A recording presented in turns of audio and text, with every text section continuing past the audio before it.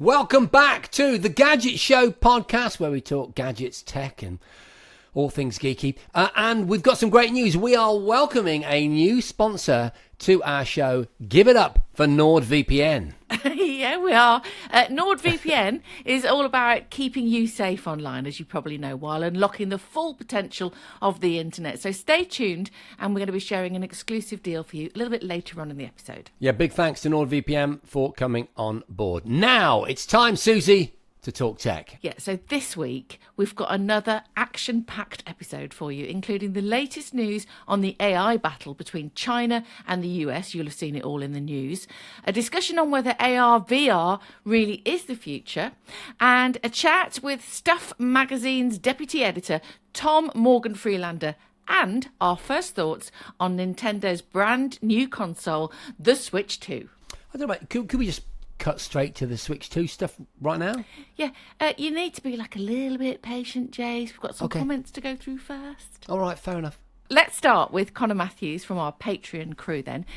He said, love the show so much. The only thing I hope we see is more segments out of the studio, like when you tested the Dyson headphones. Sorry, I'm still laughing at that, on the street. I know how hard it must be considering that you only do an audio version as well.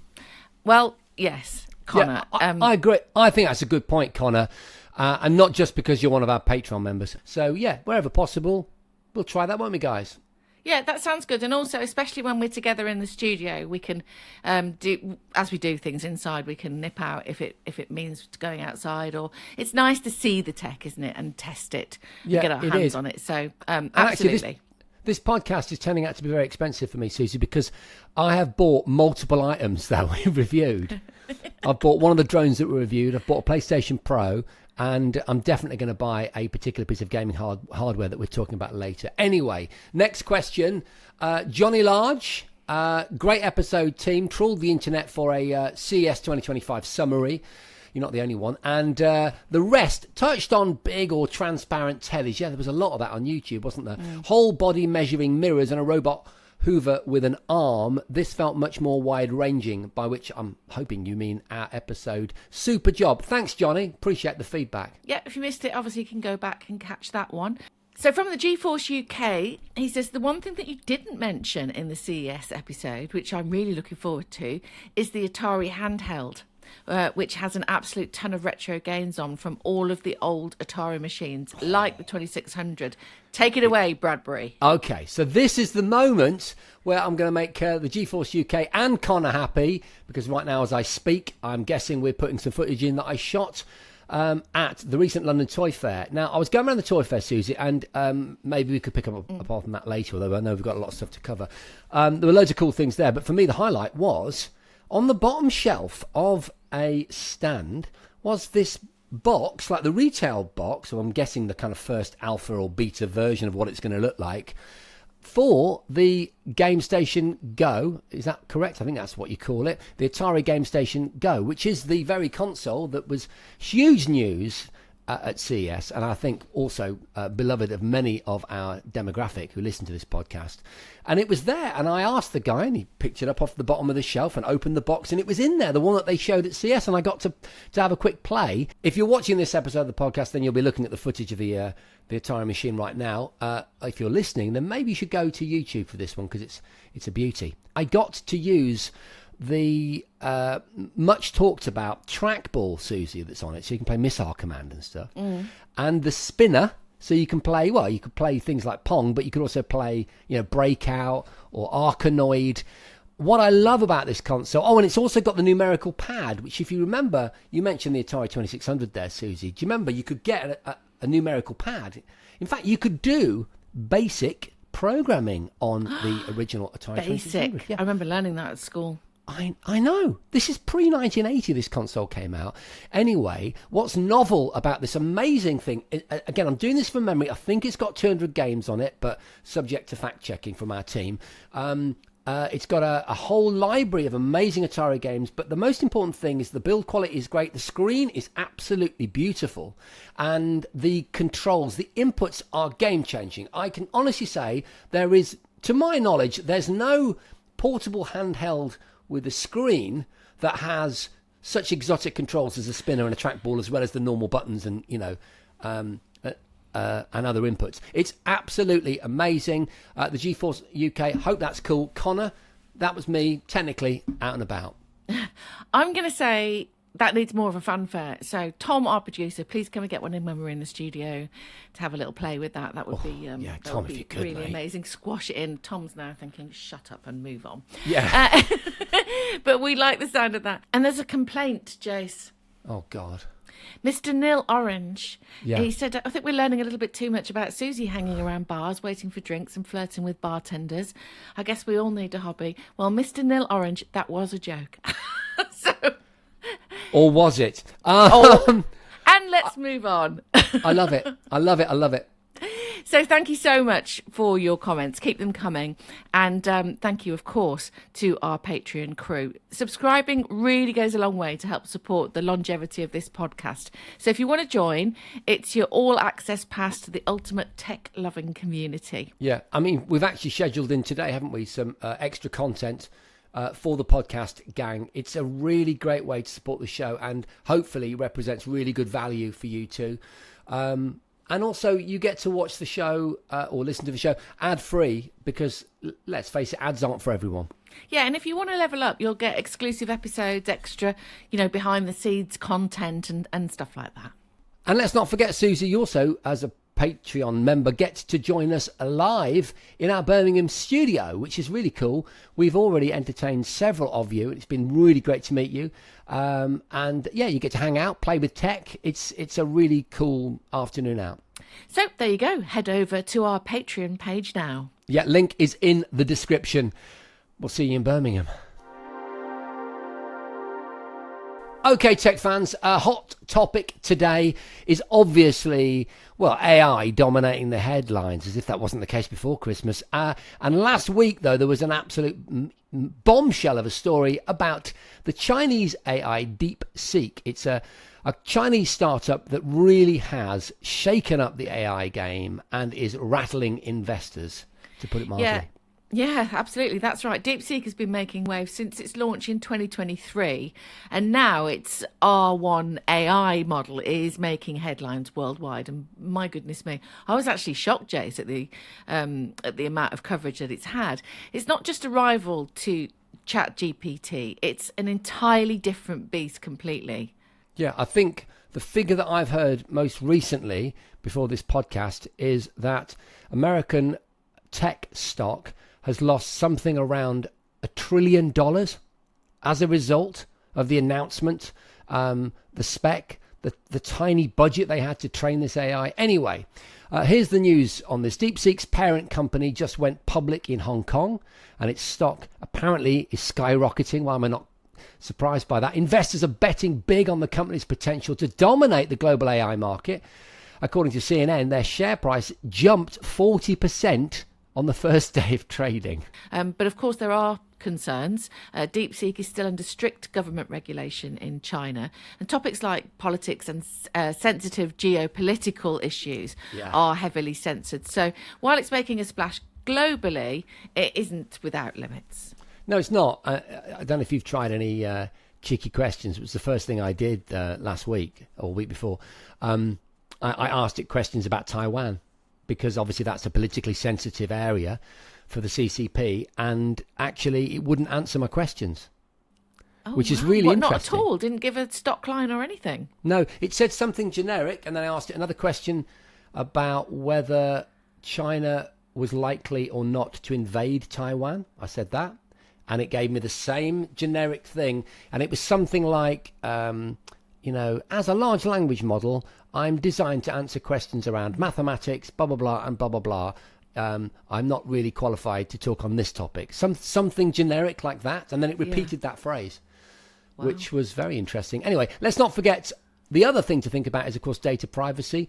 Anytime you've got a Chinese tech company, a giant on the scene, questions have to be raised about how they're going to handle your data. And, for international users, I think that's a fair thing to think about. Yeah, absolutely. But for now, DeepSeek is proving to be a serious contender, isn't it? They've overtaken ChatGPT in app downloads on the US App Store and are being embraced by professionals across industry. So it's a reminder, really, isn't it, that the AI race is far from over. They're calling it, Susie, I don't know if you heard this one, I thought it was a really good analogy. They're calling it a Sputnik moment.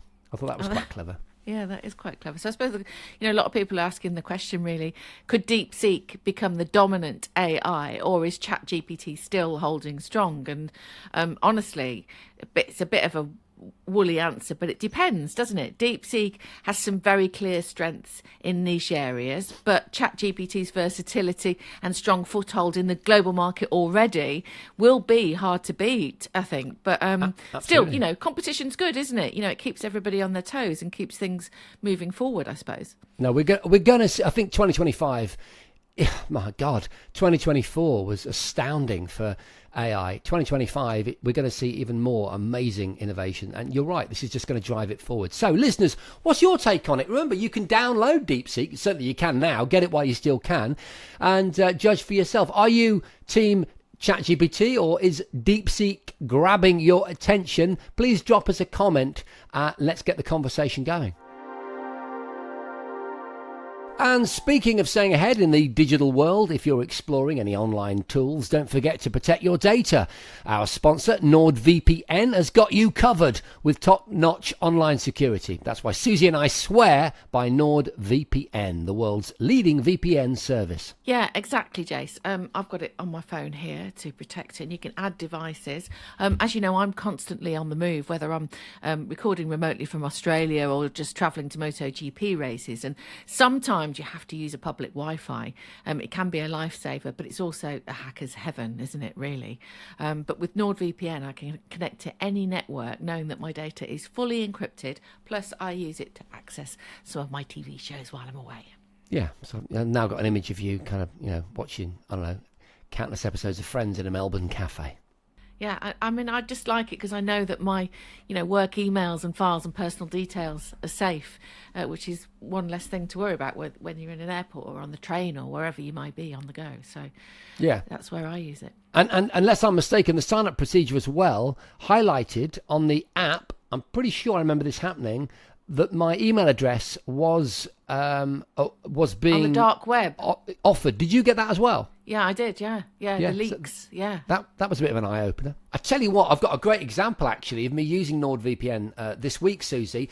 I wanted to get on Veo2, which is the new Google's answer to Sora, the text to video AI creation tool, right? Okay.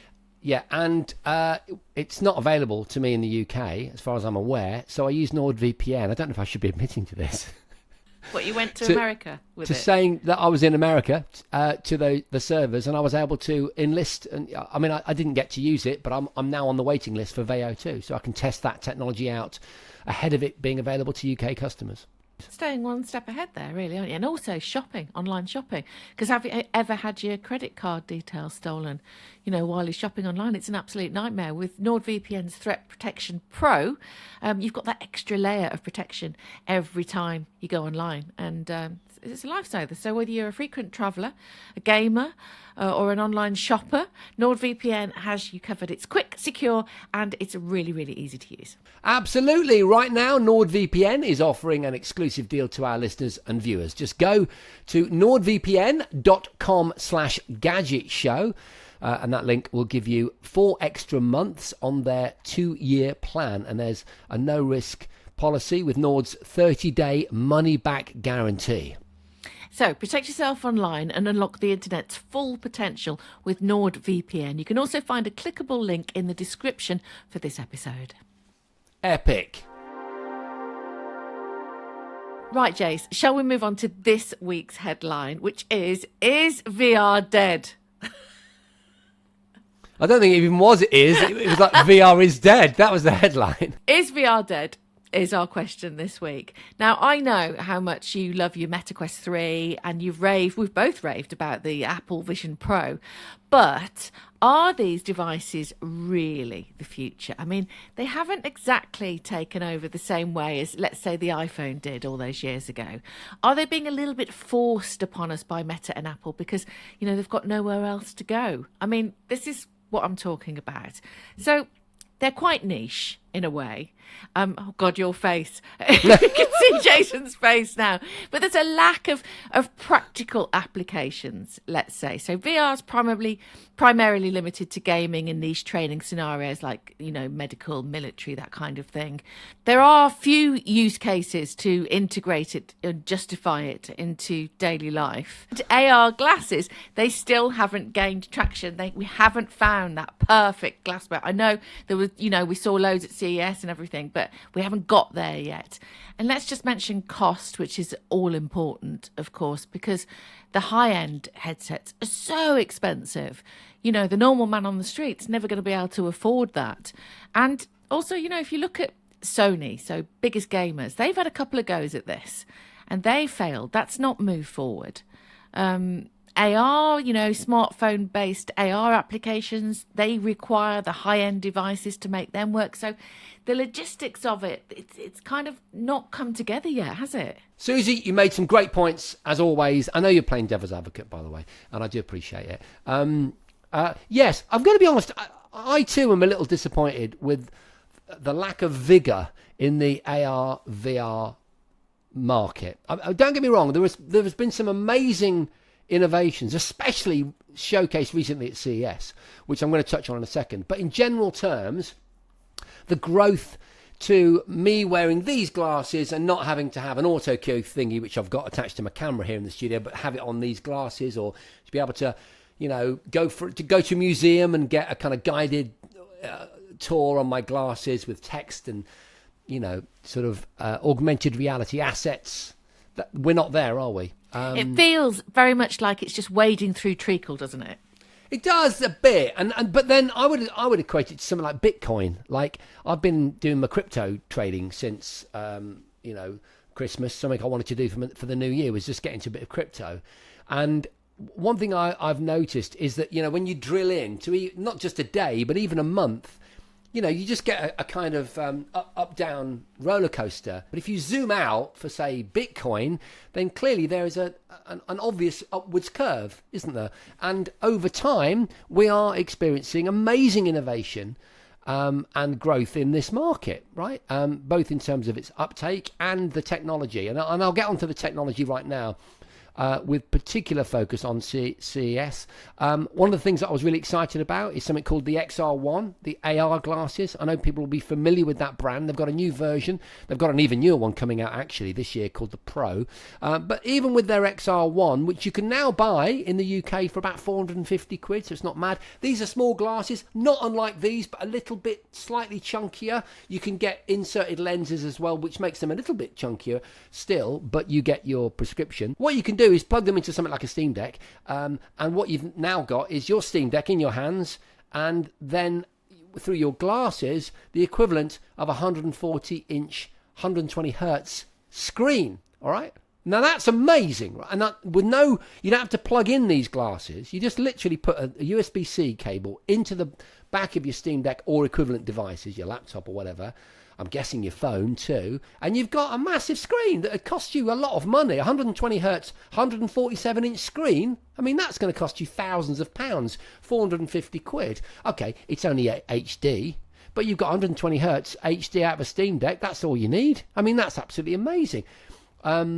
In fact, I don't even think the Steam Deck could output HD, would it? Isn't it 720p? Anyway, someone will tell me in the chat. You get my point. All we need to do is improve the FOV, the field of view, which is, at the moment is a bit limited on those glasses. And then if you're looking at the kind of top end, we know you've mentioned the Vision Pro, Suzi, and it is an extraordinary device. I anticipate, I hope, I don't know, but I hope that they're going to release something equivalent that's half the price, maybe not with quite such beautiful build quality in terms of materials, but that same 4K per eye. And really, there's the headline, I would say, for 2025, is that we're seeing from all the big players 4K per eye. That's becoming the new top end standard. You're having to pay for that. It's not cheap. Sony have something called, well, it's spelled XYN. So you tell me how it's pronounced. But it's their kind of enterprise unit. So it's not aimed at high street customers. But still, it will probably drip down. You mentioned Sony, but they have released a 4K per eye micro OLED version of what they make for the PlayStation that is absolutely spectacular. When you think where we've come from, 4K per eye, that's an 8K device. That's incredible. The Pimax Crystal Super, that was also featured at CES. People will know Pimax is really the kind of Rolls-Royce of headsets. Great wide field of view. I think 135 degree field of view, again 4K per eye. And then there was a really interesting one that I took note of, and then I'll shut up. The Magain X Superlight X 8K. The Magain X Superlight, right? So again, 4K per eye. You can use it with Steam VR, so you can play Half-Life Alyx or some of the top tier AAA titles. Some of these don't have eye tracking. Some of them, require that you must plug in fact, I think all of these that I've just mentioned, that you must plug into a PC. So that's not great, but I think there's some interesting options there. Just thought I'd colour the issue with a few pieces of hardware. Hey, listen, I'm loving the technology that you're talking about, and it's kind of not my argument because you've not mentioned price on any of those. Do you want to throw a few prices at me? Because I know it's going to be really high. It is. It's insane. The Sony one that I can't pronounce, $4,800. Pimax, don't know, but I'm guessing $1,800 probably, but don't quote me on that. Magain X, I think I got a price of £1,900. Okay. So here's the thing, Jace. You're just basically backing up what I said earlier. Yeah. The cost, it's too expensive generally. You're still talking about a niche market, and the headsets that are really good are, as you say, too expensive, and personally think a little bit heavy.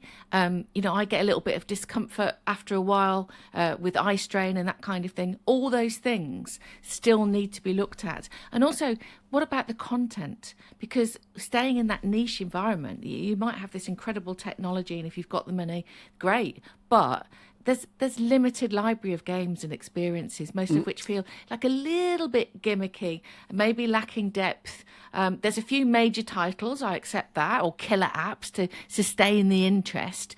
In terms of AR, apps like Pokemon Go saw, initial success, but meaningful, consistent, AR applications, they are rare, aren't they? You are absolutely bang on. And that sort of social environment that Meta made a play for, Horizons, I think it's called, isn't it? Hasn't really hit yet. And we're not communicating using VR spaces. They're still very much for the niche user, of which obviously I am a niche user. We need a kind of, we need a GTA 6 VR. I would argue Cyberpunk is 2077 in VR is amazing, but it's not an official, to my knowledge, it's not officially available. It's just a hack that you utilize. And while it's in that space, it's not going to break out, is it? And be on it, on 50% of users' faces replacing their mobile phones. And that's where we need to be. Yeah, I mean, what is going to make it go mainstream, I suppose, is my question, because you've got, the sort of social isolation problem as well for a lot of people, and privacy concerns. So, a lot of people feel a bit cut off from the physical world. Some people love that. They love being immersed. But it can make it less appealing for social and collaborative settings. And in terms of augmented reality, a lot of privacy and ethical concerns like constant data capture and AR glasses, fear of being recorded without consent, etc., which we've talked about a lot in the past, that they perhaps are the things that are limiting this going into a mass market scenario. But will that change? That always on camera though, or that camera that can be turned on and off at will, is partly the reason why I think we will see augmented reality glasses, because the big AI models have already trawled the existing databases to teach themselves, and if the Tesla model of business is anything to go by, namely that they deploy 1 million vehicles worldwide with cameras that can train their AI clusters, then manufacturers of AR glasses are going to have, a lot of material to ingest and to take AI to the next level. I know that might sound scary, might sound very Big Brother and awful to people listening and watching, but that's genuinely something I think is worth throwing into the mix. So you asked specifically what's it going to take. I think it's going to take something like a new Pokemon Go style phenomenon. Might be nothing to do with Pokemon, but a game that becomes a social worldwide phenomenon. It's going to take glasses that are the size of these, if not slightly bigger, with a battery life comparable to mobile phones. And you also mentioned something that I did note, and that's this notion of comfort. I forget exactly what you were talking about. Eye strain, I think you said. Yeah, that's quite a thing, isn't it, for people?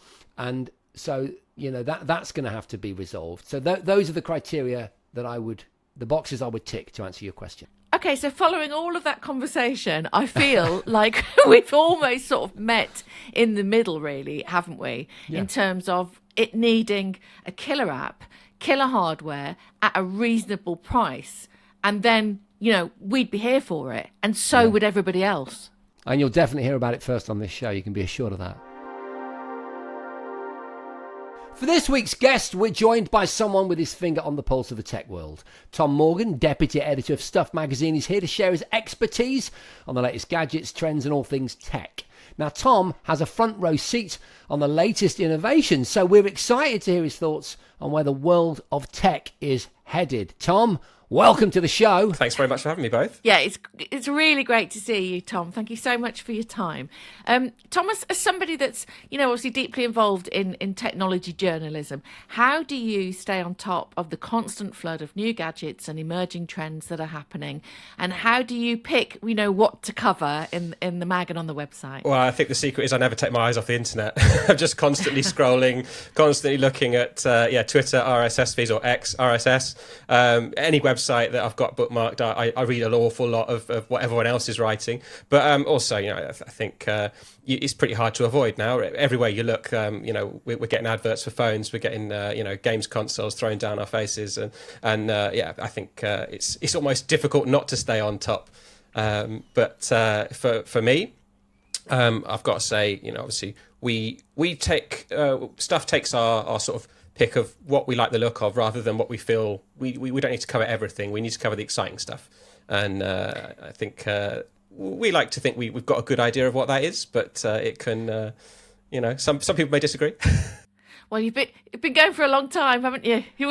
We definitely agree, and it seems the public agrees as well. So to still be in the market after all these years is for fantastic. Sure. I mean, stuff's been kicking around for 30 years now, wow. Which is incredible to say for a print title. In at the moment, obviously the web is where it's at, and we accept that Stuff website is doing very well, but obviously we still love our magazine. We love being able to hold something in our hands, and the fact that we've still got one coming out every month is really good for us. That's really cool. I mean, we get asked this question a lot, and I'm going to give you it. It's a tricky one. There's so much innovation, as you just said. There's so much great stuff out there. But is there one gadget or product that you think is going to really shape the future, have a real impact on the next 10 years? Well, I think I'm very, very intrigued to see what Nintendo have up their sleeve with the Switch 2. Really? And I think if they've taught us anything, is that don't overlook what they come up with. Because if we go back to when the Switch was a big deal, 2017, everyone was like, oh, hybrid console, is that going to work? You carry it around and you plug it in at home. And look where we are now. We've got things like the Steam Deck. We've got all sorts of companies coming out with PC-based handhelds because they've seen how popular the Switch is to take away on the move. And whatever they come up with next, I think is going to really encourage other people to do the same. So they've got a few things that are rumoured, we don't know for a fact, but apparently you're going to be able to take the Joy-Cons off and use one as a mouse and play like mouse and keyboard style games on a console, which is basically unheard of. So that'll make like first person shooters will suddenly become so much more playable on a tiny little handheld. And then there's talk that Microsoft are going to get involved. You might even be able to play Halo on a Nintendo console. That's like absolutely unheard of. I was super excited about that too. Cool. Yeah, so you kind of touched on it a little bit there, because this probably falls into what's innovative and what's not just repackaged. But obviously, there's a lot of hype around gadgets and technology when they're launched and relaunched. How do you assess what is just basically an add-on and what is actually innovative? Right, I think we've got a good example at the moment. Okay, we've just had Samsung launch their brand new Galaxy phones, so the S25, S25 Ultra. You have to look pretty hard to see how they're different from last year, right?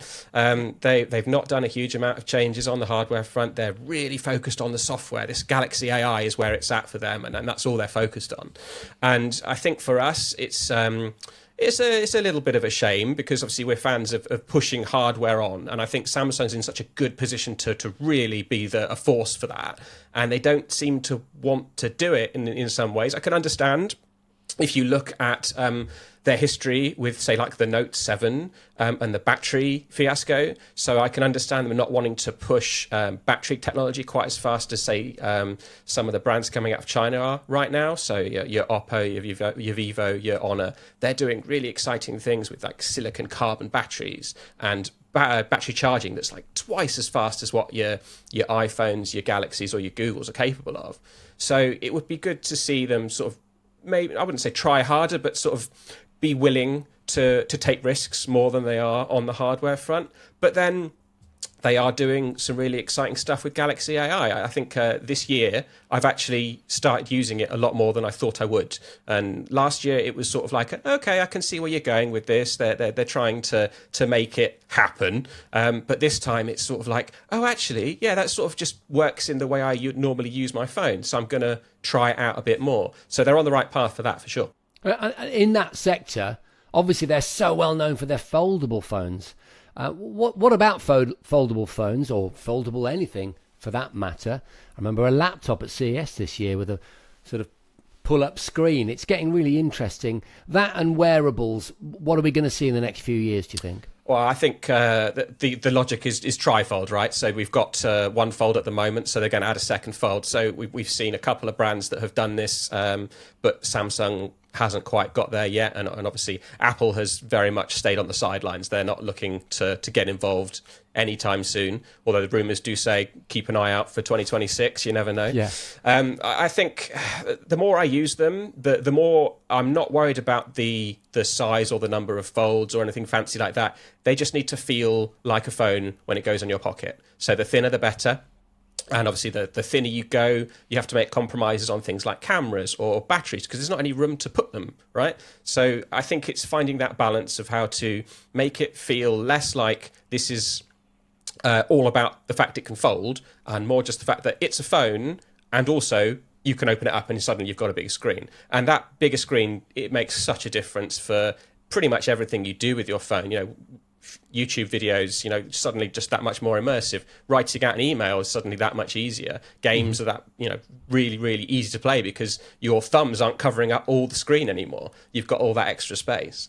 Do you think there's a sense sometimes that we could be at a point where tech is actually ahead of what people naturally are using and want to use, and it's almost down to the companies to guide the public into thinking they need this and creating a sort of new market for people to want something again? I think it's a bit of that. I think it's a bit of it gives them something to sell, which is always a good thing for them. But yeah, for sure, it's companies' jobs and it's our job as well is to explain these complicated things that actually a lot of people don't quite get the hang of, and they don't understand why they need it. So obviously AI is the big one at the moment. AI can pretty much be stuck on anything you like, and suddenly it's like, what does that actually do? What's it doing? But what we have to do as journalists and tech experts is go, well, actually, this is doing something that you can't do yourself or would take you so much longer that this is why it's convenient and actually it's worth getting excited about. And some things certainly I think are pretty niche. I don't know how often the average person is sort of making audio recordings and then transcribing them and translating them into other languages. Like, it's cool that tech can do that, but I'm guessing most people probably aren't doing that all the time. See, we're slightly different and we do tend to use those things a bit more than others. But for that angle, it's an interesting idea. And then you look at, actually, I can draw this sketch I've got not an artistic bone in my body at all, but I can suddenly do a line drawing and then press one button and it becomes this fully like authentic Japanese anime style picture of my cat that there's no way I could do in a million years. So that is great, and I love that's something possible now that through 3-4 years ago, not at all, wouldn't be done at all. What about, the fact that tech journalism can sometimes have a bit of a love-hate relationship with certain products? So putting a positive spin on that, is there a gadget or maybe a brand that you think doesn't get enough credit in the media? Oh, enough credit? Or I think what I'm really liking at the moment is British brand Nothing. Oh, man. Oh, my God. The design of those phones. They absolutely excel on styling. And it's not just the hardware, obviously. So Nothing, they're very well known for having transparency and for having lights on the back of their phones. But actually, the software side, they're doing things arguably better than pretty much any of the other phone brands are. And they're a tenth of the size just because they've got that eye for design. And they've got this sort of aesthetic that they're sticking to, and they are just running with it. And I think that's great to see. As I think you look at, say, like the rest of the phone world, or you look at laptops, say, how many laptops have gone, oh, the MacBook looks pretty good. Maybe we should make something that looks a bit like the MacBook. Or an iPhone, say, flat sides and flat glass looks pretty in. Let's do that rather than the curved screens that were cool 4 or 5 years ago. Whereas I think, Nothing seems to exist a little bit off to the side of that, and I love to see them do their own thing. That's really cool. I agree, and they're British. They are and indeed. If we're gonna sort of ever so slightly intentionally maroon ourselves post Brexit, then we need really to play to the strengths of that and fly the flag quite literally for that brand. If anyone listening or watching hasn't seen that, then maybe we should do something about it on this show. Actually, I think that's a really good call, Tom. Oh, we could do sorry, Tom, you're in our production meeting. Yeah, we do a special on British tech brands. What a great idea, Tom. There's so many down in the hub in London. And thanks for the inspiration. Thanks for that idea, Tom. Yeah.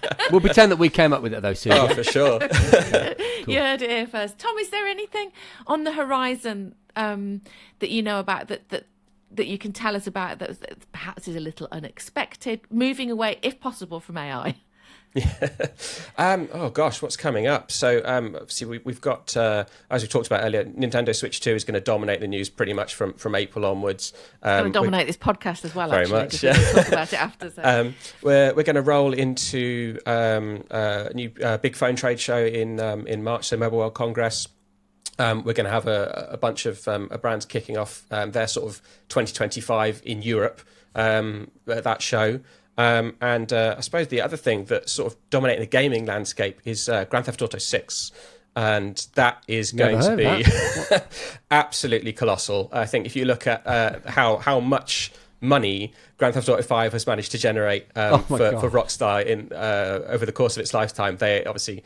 I think every other game manufacturer is going to basically steer clear for about 3 months. It's going to be an absolute barren landscape while GTA 6 comes out, but it will be colossal. It will be huge. And I think genuinely quite excited to see how they've evolved the game, because there's only so much that good graphics will do for that sort of experience, and it'll do a lot. But I think they're going to have to push it forward on other fronts as well, and I'm convinced they will. Yeah, graphics are great, but you need some gangsters and bank jobs, and you need to better stand on an aeroplane and try and fly under a bridge. Yeah. That's what they need. As long as they've got that, I'm all in. GTA 6. What do you think of the rumour, Tom, that a lot of the games publishers are hoping that Grand Theft Auto 6 is going to launch at the £100 mark so that they can price up all of their games? That'd be a bold move, Jason. I'm not entirely sure they could get away with it. Even a game like that, 100 is a big milestone for games. And as much as anything they do would set a precedent, I'm not sure that leap is quite high. What they could potentially do is go to the 80 mark. Obviously, we've seen sort of £70, $80 for PS5 games. I think they could make that stick, but anything higher, it's a big ask. It is a big ask. Yeah, I'm not entirely sure. But then again, if anyone can really go for it, they probably could. Amazing. What a dream scenario, Suze. Yeah, Grand Theft Auto 6 on a Switch 2. There you go. Tom, has there been a pinch me moment in your career where you've gone, I can't believe that I'm getting paid to do this? There are a couple. Yeah, I won't lie. I did a week in Japan with Sony back in pretty much the first or second year I was in this job, and we were doing new TVs. So we spent the mornings in Sony's headquarters looking at test patterns and comparing models. And I think, okay, dark rooms, and going, it could be anywhere in the world. And then suddenly they take you outside and they show you the city, and you think, actually, this is incredible to have that opportunity. I think really, really appreciate the fact that we are very, very lucky, and that obviously with a lot of the tech world is based in the Far East, and obviously the West Coast of America. So we get to see certain countries more often than I think people realise. And certainly at the time, Japan felt like the future. It was just so out there in terms of what I was used to as this sort of West Country boy. I hadn't really travelled much beyond Europe. And suddenly it was neon everything, and it was crazy. And having gone back since, I think the rest of the world's almost caught up in some ways. But I still very much appreciate that. I got to see that. That was very cool. Yeah, you know what, Tom? It's funny you mentioned Japan. I mean, Jason, I've been, many times, but I lived there in 1992, and it was like landing on a different planet. And when I go now, it just feels like another country, a beautiful country. I'm a big fan of Japan, but I absolutely hear what you're saying about other countries catching up. It's quite extraordinary how that's happened. But when I first went out there was no English spoken, no English signs. You go to a shop, you buy things, you get them back, and when you ate them, they weren't what you thought you were buying. So it's incredible, isn't it? We are very lucky to have these experiences. Tom Stuff has done a fantastic job surviving and thriving and growing. What's next? So next issue will be on sale in the next couple of weeks. We're on newsstands every month, and obviously the website is pretty much a 24/7 rolling source of news and reviews. I believe the next issue we've got coming up is Smart Outdoor Kit. Everything you need to get fit, find your way in the wilderness, stay connected. We've got you covered. Cool. Tom, thank you so much for joining us on the Gadget Show podcast. We've Thanks, loved, Tom. I personally have loved listening to you. You'll have to come back. Really appreciate it, guys. Thank you. Join us again. So good luck ongoing with everything. Enjoy, and especially playing with all the technology. Fantastic. Thanks, Tom. It. Thank you. Right, so Jace, it's time now to talk about Switch 2. I feel like we need a big drum roll here. I'm sure we can put one in. Nintendo has officially announced the Nintendo Switch 2, the successor, of course, to the original Switch console. Here are the key details that you need to know. It's scheduled to release this year. In terms of design and display, the screen size is 8 inches, so it's a third bigger than the original. And the screen type will be an LCD screen as opposed to the OLED, which was used in the original Switch. So, Jace, take it away. What are your thoughts? Well, it was a kind of subtle launch, really, wasn't it? And I think possibly preempted by such really accurate predictions that I'd been following like a detective in the weeks up to Christmas. And I think maybe their thunder was stolen a little bit. Although Not spoilers. I thought so. I did enjoy this very short video, though. The notion of this massive sort of multiplayer, more far-ranging Mario Kart game, which looks really, really cool. The hardware, really interesting. The size is great because, as a big Steam Deck fan, I want as much screen estate as I can possibly get. And so increasing that while still making it seemingly really thin, I love. I thought the screen looks amazing. The Joy-Con, the Joy-Cons were probably one of the biggest, most talked about features that were only hinted at. I mean, literally, you had to pause the video and roll it backwards and forwards to see things. So maybe the mystery's been resolved already, but there is a mystery button on one of the controllers, one of the Joy-Cons. I don't know what that's going to be used for. Again, these things move so quickly, and there are so many experts in this area out there in social media land. It may have been resolved, so let me know in the comments, but I don't know what that button's for. And also, what we think might be some form of sort of mouse-like element. I'm holding up well, weirdly enough, it's a Nintendo-styled mouse, styled after the original NES that I'm holding up. But anyway, it's got this, what is it, infrared or some little sensor on the bottom that enables it to work. And we spotted that on one of the Joy-Cons. If not, if you're really quick, it might be on both. And then they move around the table in this 3D animation as if they are mouses, not mice, mouses. And so that makes you wonder, okay, could this be one of Nintendo's famous quirky interfaces? You know how they often release something hardware that's unexpected, like the Wii, being able to track your dance moves or whatever, or equivalent little sort of interactive ergonomic interfaces with their hardware releases and their games. So could this mean, for example, that we're going to have a mouse, almost like a mouse and keyboard experience to play first-person shooters? I don't know. Or could it be maybe some sort of biosensor because they're really into their health and kind of fitness gaming? I don't know. And again, I'm saying this story's moving so quickly, and it's being released to demo to the public.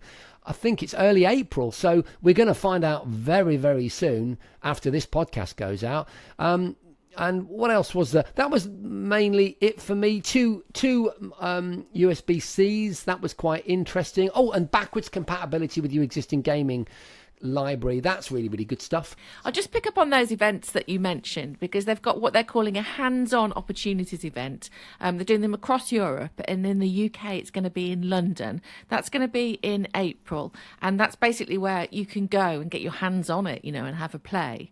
And then the Nintendo Direct is happening on April the 2nd, and that is where we're going to learn about prices and software and all that kind of thing. So we'll get all the launch titles on April the 2nd.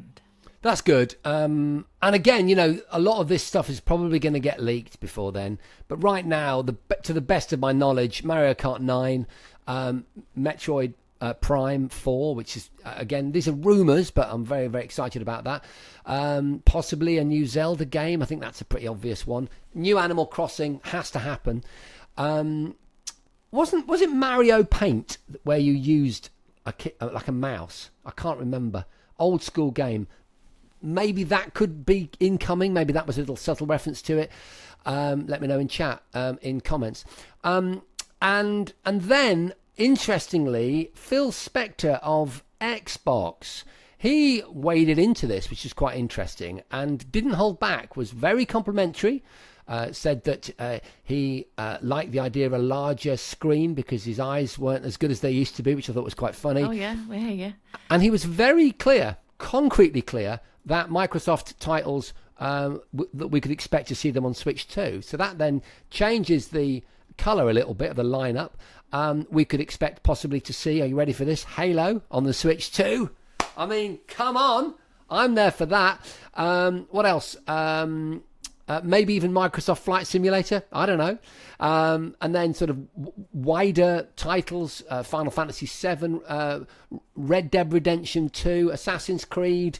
So, this is going a little bit beyond my own speciality, okay? But I think some of those titles are likely to be seen on the Switch too. And I don't know whether we might even see GTA 6 on it. So it could be a broadening of the player catalogue.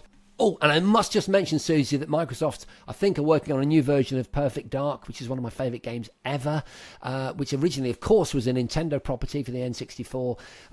And so we could see that back on a Nintendo platform, which is super exciting. All these things could happen. We'll find out on April the 2nd.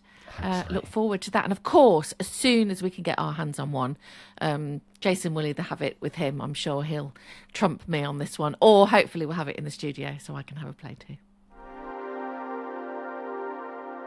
And that's it for this week's podcast. But before we wrap up, just a quick reminder about that exclusive deal from NordVPN. If you head over to nordvpn.com/gadget show, you'll get 4 extra months on the 2-year plan. Yeah, it's the perfect time to secure your devices, protect your data, and unlock the internet without limits. Don't miss out. Seriously, it's a game changer for anyone who's online, which, let's face it, is all of us. Yeah, that's nordvpn.com/gadget show, or the clickable link is in the description for this episode. So stay safe, stay connected, and we will see you next time. Thanks for joining us. We'll see you next time. The Gadget Show podcast with Jason and Suzi was presented by Jason Bradbury and Suzi Perry off the telly. It was produced by Ewan Keel and Tom Clint and is a North One production.